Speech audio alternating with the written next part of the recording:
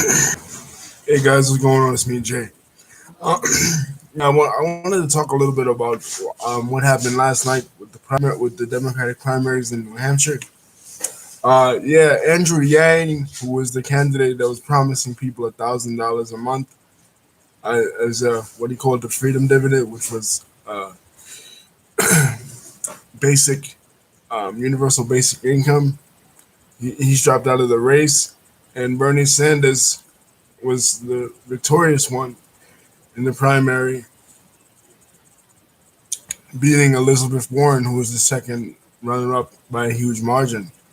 Um, so this is totally different from the Iowa caucus, which Pete Buttigieg won, and once again, former Vice President Joe Biden gets dusted. So it doesn't look like he's gonna, contrary to what we all thought in the beginning. He was when he first entered the race back in the middle of last year. We all thought he was gonna win, but he's not. He doesn't seem to be performing well, and it's just a matter of time before he drops out as well. But as the hashtag says, no Yang money. You know, Andrew Yang put out an interesting idea, the universal basic income, but even when I first heard about it, I said it's not going to happen. One, because in order to do that, you would have to cut off all social.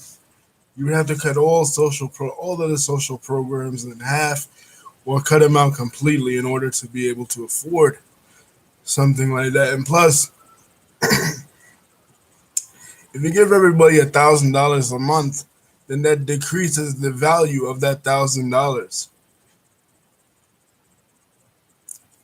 Then $1,000 due to inflation is gonna be worth less than a penny. So, I knew that was just a pipe dream and a campaign slogan on Andrew Yang's part, and he was being really disingenuous with the voters.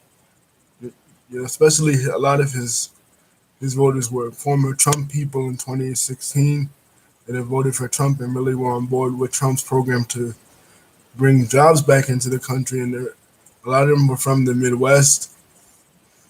Midwestern and Southern states, where a lot of jobs had gone over to China or India due to outsourcing.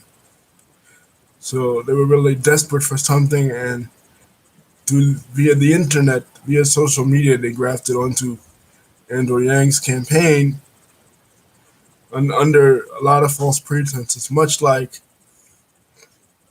some people in the Northeast where I'm from, they're grafting onto Michael Bloomberg's campaign. But um, with Michael Bloomberg,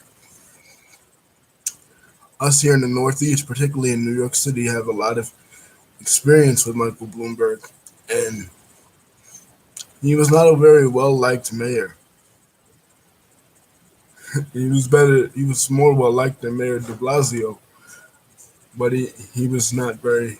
He's not very popular due to his implementation of stop and frisk, which didn't really decrease the crime rate in any sense of the word, and it just unfairly targeted minorities in the city. So if you're gonna do something like that on a national scale, that would only lead to more riots and more racial resentment. So, and people are not really buying into Michael Bloomberg either, because they're like, what are we gonna pay one rich guy to go against another rich, super rich guy from New York? And a lot of people from the Midwest and South, they feel alienated, of course, by the coastal elites. They always talk about, oh, the coastal elites in California and New York are always treating us like, you know, we're unsophisticated hicks or unsophisticated people, that are uneducated or illiterate. And they look down a lot on us. So if you have two guys that are multi-billionaires from New York running against each other, it's going to look like their point is completely validated. So I think the Democratic voters are going to go ultimately with Bernie. But like I said, I don't foresee Bernie's policies being implemented either because, again,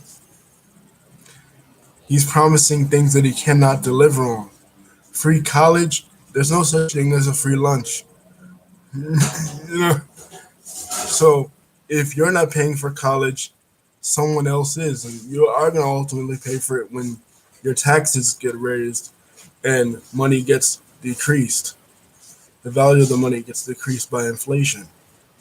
So anyway, guys, that's all I want to talk about, and I'll catch up with you guys later. And like I said, keep your eye on what's going on in the world of politics. Peace.